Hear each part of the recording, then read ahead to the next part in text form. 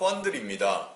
비주얼 브리핑 펀펀 강의 22강을 시작하겠습니다. 오늘은 전전 시간에 설명했던 거에 대한 질문이 올라와서요. CDS 매수자가 궁금하시다고 조금 이해가 안 되는 부분이 없잖아 있을 겁니다. 그래서 그 부분에 대해서 추가적인 내용을 설명하도록 하겠습니다. 먼저 CDS 거래를 간단하게 다시 한번 설명을 드릴게요. 이쪽 분이 이제 채권자잖아요. 채권자가 이자 원금을 못 받을 위험을 전가시키기 위해서 바로 크레딧 디폴트를 주고 그 크레딧을 보장받는 그런 거래가 CDS, 즉 크레딧 디폴트 스왑이라고 그렇게 말씀을 드렸는데요. 이때 평상시에는 프리미엄을 주고 그 다음에 디폴트 상태가 발생했을 때 원금을 이 채권자 말고 금융기관, 매도자, 이 사람한테 받는 바로 이 거래가 CDS 거래라고 했습니다. 그러면은 이 사람이 매도자예요, 금융거래가. 왜 매도자일까요? 여기 매수자, 이 필요자한테 이런 상품을 갖다가 만들어서 팔았어요. 최초로 원래 미국 금융기관이, 증권사가 이 상품을 개발해가지고 처음 팔기 시작했습니다. 그래서 이런 필요를 원하는 매수자들을 찾아서 그런 상품들을 팔아서 지금은 굉장히 보편적인 상품이 되었던 거죠. 그래서 이제 매수자고 매도자 이런 개념이 있다는 거, 이게 CDS 거래라는 걸 다시 한번 간단하게 설명을 드리고요. 문제는 무엇이냐면 CDS는 보험이랑 다른 게 이 채권자 말고 이 사람 채권자인데 이 여성분 제3자가 이걸 살 수 있거든요. 그래서 이게 무슨 도박이다, 이건 뭐 너무 사행성이 큰 거 아니냐 막 이렇게 얘기를 했거든요. 이 여성분은 단지 이 남성분이 망할 것 같으니까 평소에 그냥 프리미엄 주다가 망하면 거금의 원금을 받을 수 있는 그런 기회를 포착하겠다, 이런 거거든요. 근데 시장에서 꼭 그렇지만은 않습니다. 이 여성분이 이해관계가 전혀 없을 수는 없거든요. 전혀 없는 경우가 아닌 경우가 있어요. 채권자가 아닌데 어떤 이해관계가 있을 거예요? 바로 이 여성분이 약혼녀다.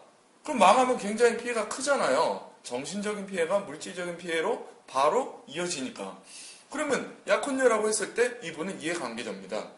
그렇기 때문에 꼭 그렇게 사행적으로 운영되는 것은 아니다. 제3자가 거래할 수 있어도 이런 굉장히 관계가 많습니다. 예를 들자면 주식회사라고 했을 때 주식회사한테 돈 꿔준 사람 말고 주주분이나 그 주식을 산 분, 그분은 채권자가 아니지만 주주로서 망하면은 피해를 얻게 되기 때문에 이러한 CDS 상품을 매수자의 자격으로 매수하는 그런 경우가 굉장히 많습니다. 그래가지고 이런 개념상에 매수자가 들어간다, 이렇게 이해를 하시면 금방 이해가 되실 겁니다. 매수자들이 제3자가 왜 채권자가 아니면서 CDS를 사는지 그렇게 이해를 하시기 바랍니다. 그러면 실제로 저렇게 제3자 이걸 사면 그 채권자하고 똑같이 보상을 받는 걸까요? 그거는 한번 실제 부도가 났을 때를 가정해서 한번 살펴볼게요. 그러면 부도가 발생했어요. 이분이 망했어요. 망했으면 이 채권자는 당연히 부도난 채권을 보장자한테 줘야겠죠. 휴지 조각이 됐어도 그거는 당연히 이 사람한테 주고, 나중에 금융기관이 이 남자분한테 뭐 받든지 못 받든지 그거는 이쪽에서 알아서 하는 거고, 이분은 나머지 원금, 즉 원금이 다 남았으면 다 보상받고 이자를 받으면서 원금을 조금씩 받았으면 그 나머지 원금을 받아가면 되는 겁니다, 이분은. 그런데 이 약혼녀분은 부도 채권이 있나요? 없어요. 그럼 이 경우에 어떻게 될까요? 그리고 원금은 무슨 채권이 있어야 원금을 따지죠. 그럼 이분이 받아야 될 그 원금을 그대로 받을 수 있을까요, 이분이? 그거 참 의아합니다. 그거를 어떻게 해결할까요? 바로 CDS 계약 내용에 다 들어가 있습니다. 그래서 초창기에 어떤 경우가 발생했냐면 이런 약혼녀 분들이 굉장히 많았어요. 예를 들자면 되게 많아서, 근데 그 약혼자분이, 남자분이 실제로 부도가 났습니다. 그래서 다 뛰어갔죠. 그랬더니 금융기관이 계약서를 내밉니다. 너네들이 나한테 줄 부도 채권이 없지 않냐. 그래서 나는 원금이고 뭐고 아무것도 못 주겠다, 너한테. 그리고 채권자인 이 사람한테만 원금을 다 물어줬습니다. 그래서 그 이후에 이런 약혼자분들이 계약을 할 때 부도 채권이 없어도 나 이득을 받게 해달라. 그 대신 원금, 얘가 갖는 원금 전부가 아니어도 좋다.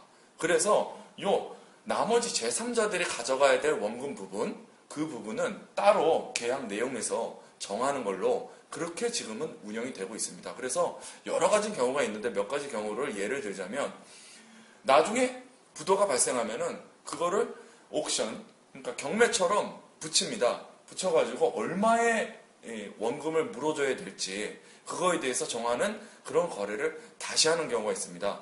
그래갖고 실제로 물어줘야 될 금액을 정하는 그런 절차를 다시 밟는 그런 내용을 가지고 있는 계약들도 있다. 이런 예들을 설명드리면서 이번 강의를 마치겠습니다.